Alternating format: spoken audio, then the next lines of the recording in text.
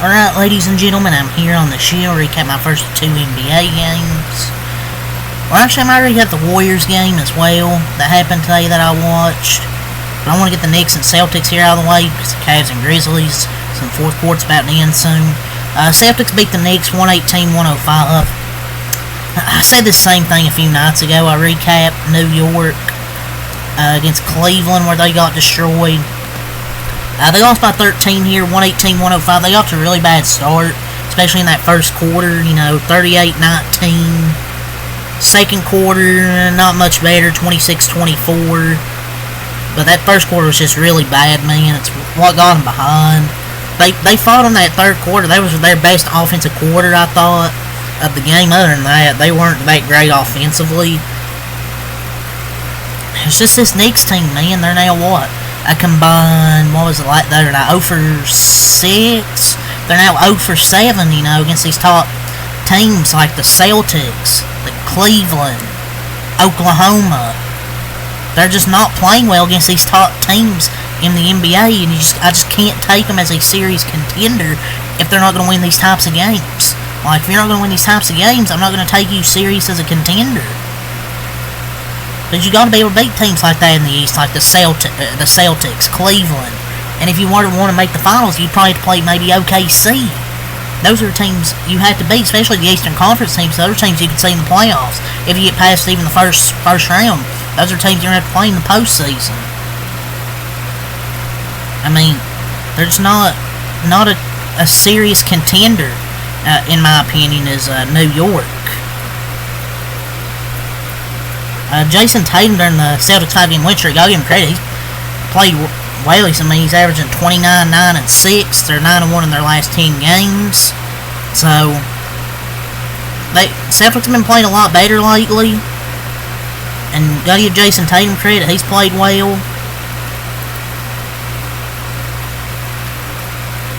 Maybe his field percentage isn't the best, but he still played fine.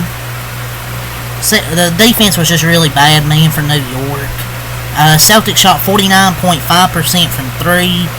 They made 17 of 44 in their threes, 38%. Both teams went 11-11 from the line. I just kind of thought the game was kind of even after that first quarter, because New York only lost the second quarter by 2, and then they dominate that third quarter. I think they got to single digits, but then Celtics brought it back up and ended up winning by 13. Jason Tatum, 25 points, 9 assists, 10 rebounds for JT. Didn't shoot the best, 8 of 20, but he still had almost a triple-double. His playmaking was there. He had 24 points, 8 rebounds from Jaylen Brown. In this one, he was 10 for 21.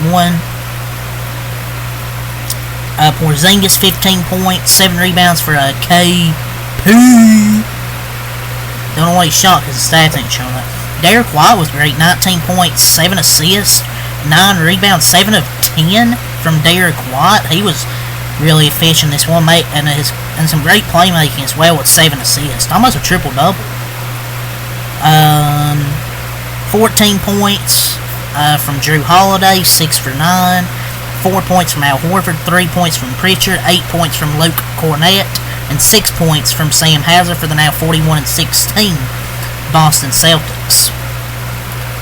On rebounds, they out-rebounded New York. Go, New York, go, New York, go. 49-40, 12-7 on offensive, 37-33 defensive. 27 assists, 10 turnovers, at 50 points in the paint. New York had 11 turnovers, 48 points in the paint. They just didn't shoot as well as the Celtics. They shot 43% compared to the Celtics 49%. And they give 118 points here. Like most of the games that I've recapped with the Knicks, they're giving up all like these 110 and 120 points, or even more. They shot 14 of 36 from 3, 38.9%.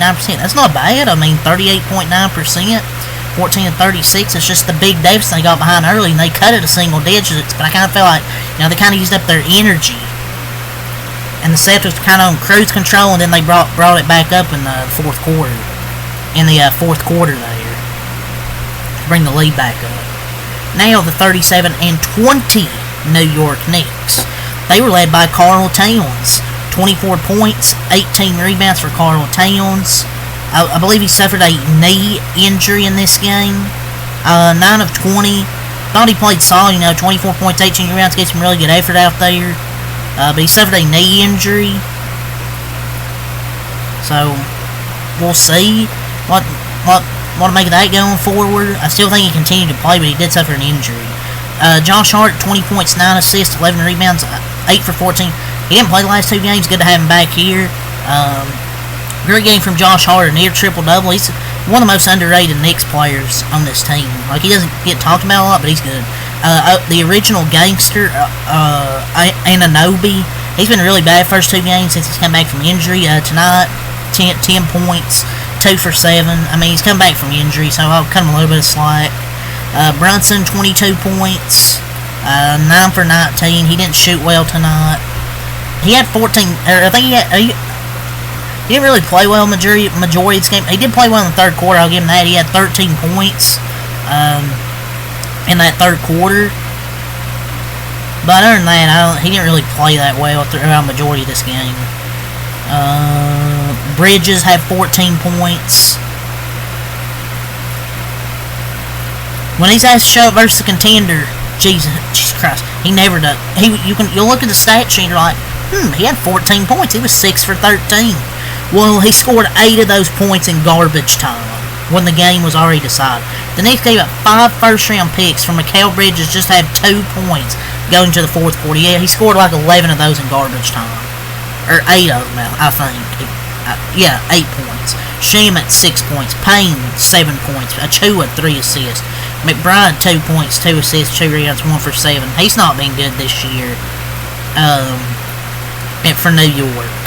They need him to be a big piece off that bench. But the game was already over, and Tibbs is literally playing as starters, like 35-40 minutes, because he doesn't have a bench at all. The Knicks are now 37-20. Celtics improved 41-16. A great performance by these Celtics. 5 players in double figures, 2 near triple-doubles. The Knicks are now 0-7 versus the top 3 teams in the NBA. I'm not buying into this team because I don't think they're that good. I mean, they're 9 games back from the Cavs and even 4 from the Celtics. And they're just so inconsistent. Like, they're just an inconsistent team as well. They've played 2 contenders back-to-back and they've lost. So I just can't buy into this team. They're just frauds as of this moment. If they can actually step up and win some big games against some contenders, okay, I can see it, but if you're not going to win these games against these contenders like the Celtics, the Cavs, we're not going to take you serious, because the East is very weak, and if you can't win it this year, yeah. It was a 4-point game actually getting into the fourth quarter. The Knicks got it to a 4-point lead, but then the Celtics put the game back to bed. So yeah, it's great win for the Celtics. Knicks are just the biggest frauds of the season, dude. They just not this is one of the softest teams in the NBA. But yeah, that's all to say.